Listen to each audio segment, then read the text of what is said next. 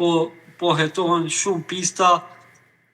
ndoshta për një rrjet të organizuar për mitmarrje.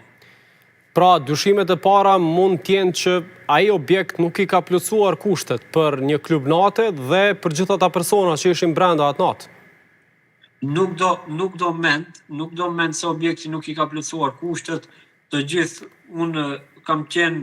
afër aty, e kam parë objektin, nuk do mend që ai objekt nuk i plotëson kushtet dhe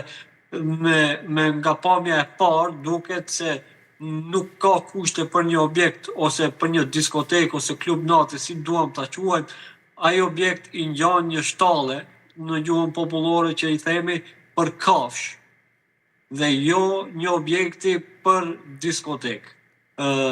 Nuk e dim se si ai objekt është licencuar në të kaluarën, dyshimet janë andej, po fakti është se më e dhimbshmja që ka punuar nga marsi i vitit 2024 deri në mars të vitit 2025, kur edhe ndodhi tragjedia, ka punuar objekti pa leje, natën e tragjedisë. Policia ka pasur aksion për të zbuluar shitjen e drogës dhe narkotikave në të njëjtin objekt, po edhe për të zbuluar pjesëmarrjen e të miturve. Sipas informacioneve zyrtare, policia në vendin e ngjarjes ka mbri 5 minuta para se të fillonte ngjarja dhe për fat të keq jetën në ngjarje e kanë humbur edhe 2 policë. Imeri, a ke qenë të vendin ngjarjes, a ke pasur komunikim me familjarët viktimave, ose nëse ke parë gjendjen edhe të plagosurve, si është situata në aspektin emocional të familjarëve? Jo vetëm Koçani, i thyer me këtë rast është i Shkupi, Tetova dhe gjithë vendet, po ti themi kështu ta rumbullaksojmë, të thyer janë të gjithë qytetarët që jetojnë në Maqedoninë e Veriut dhe jo vetëm. Kam pasur rastin që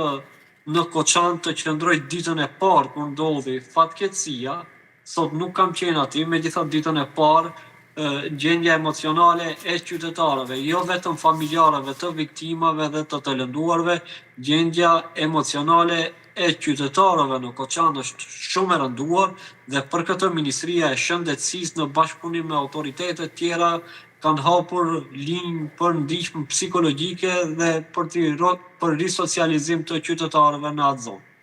A ka mjaftueshëm kapacitete shteti i Maqedonisë së Veriut për ta dhënë këtë ndihmë mjekësore? Për ndihmën mjekësore sa i përket të lënduarve, fatkeqësisht, po del që Maqedonia e Veriut nuk e ka kapacitetin e mjaftueshëm dhe për këtë, sipas raportimeve zyrtare, gjithmonë bazohemi në shifrat zyrtare që janë dhënë më herët nga ministritë, nga autoritetet, nga gjithçka, 51 persona të lënduar që janë në gjendje të rëndë shëndetësore, ndoshta mund të themi, po trajtohen aktualisht në shtetet rreth Maqedonisë së Veriut, që në këtë rast, në këtë fatkeqësi, i kanë ofruar ndihmë Maqedonisë në mesin e shteteve në të cilat po trajtohen të lënduar, janë